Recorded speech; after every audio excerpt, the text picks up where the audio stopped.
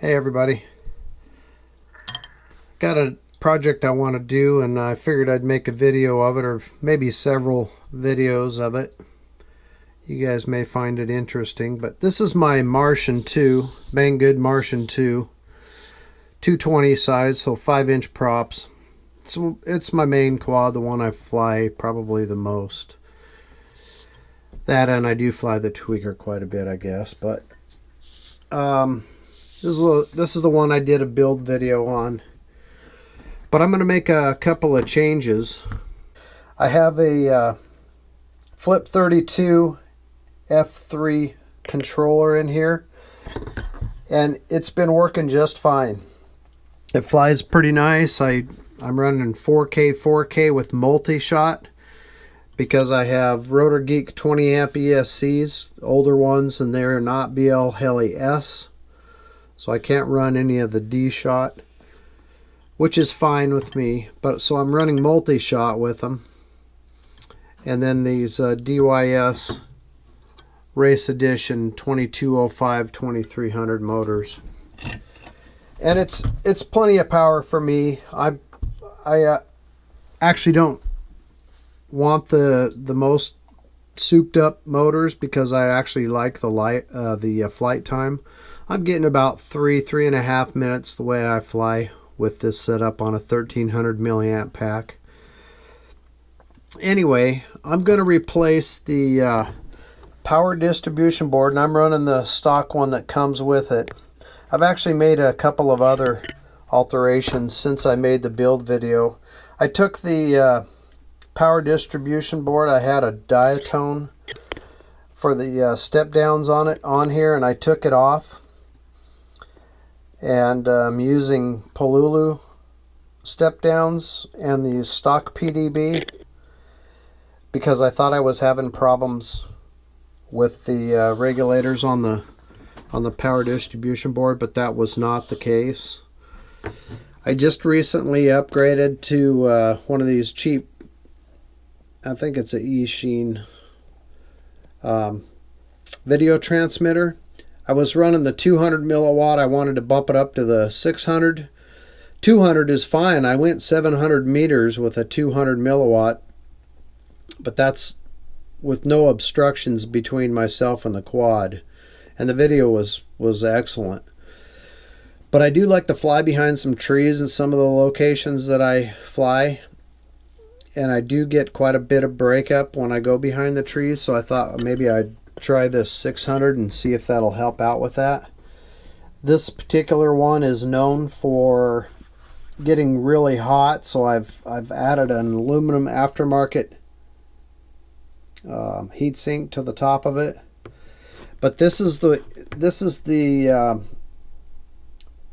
transmitter that blacked out on me for just a second or two on one of my most recent flights. I got a little video of it up there about killing the corn stalk with it. So I don't know if it's that video transmitter. These are just the cheap Chinese Banggood ones, you know, you buy for like 12 bucks. So I may have a problem with that video transmitter, but anyway, I'm going to try it. So what I'm going to do is I'm going to replace this flight control board, this Flip 32 F3, with a Betaflight F3. There's a lot of people been pretty happy with the Betaflight F3. And there's a lot of people that are running into some issues with it as well. Just pretty much like everything else. So I'm going to do my best to install this on this Quad Copter. I'm going to remove that power distribution board because this is all-in-one. It has the power distribution board. It has a OSD and then also the F3 flight controller. I'm going to remove the stock power distribution board and those Pololu step downs, and I'm going to be using just the Betaflight F3. I may end up using a step down to bring my battery voltage to power my camera and my video transmitter. Instead of off of battery voltage, I'm going to step it down to 12 volts because my thought is this this video transmitter will run off of 7 volts. 5 is not enough, but it'll run off of 7, and anything above 7 is just going to create extra heat. So my thought is I could run it off of 12, which is what I like to run my camera off of. Run that off at 12 volts, and that'll be less voltage to have to convert, and hopefully create less heat. So I'm going to replace that power distribution board, and then I'm going to replace it with just one of these fiberglass pieces that comes in the kit. It's just to keep your board off of the carbon fiber. And I don't know that I really need that for the strength, but I'm going to put it in there in place of that, and then I'm going to put my Betaflight board right up on top of it. I'm not going to do a complete showing you me soldering everything up and all that stuff, because there's plenty of videos about this Betaflight F3 controller and how to solder it up. But if I come up with something that's kind of unusual or out of the normal, I'll put it on a video, and I'll of course just show you after I've done it what it looks like and how it works. And then also, this is my homemade EPP foam mount for my Mobius camera, and it's been working good. Mobius is okay. It's not a GoPro session or anything by any means, but for my flying abilities and so forth, it does pretty good. I'm going to replace this mount with one of these Banggood 3D printed mounts that's supposed to just bolt right onto the top of the Martian frame, and we'll see how that goes. The beauty about the homemade mount is it's really lightweight.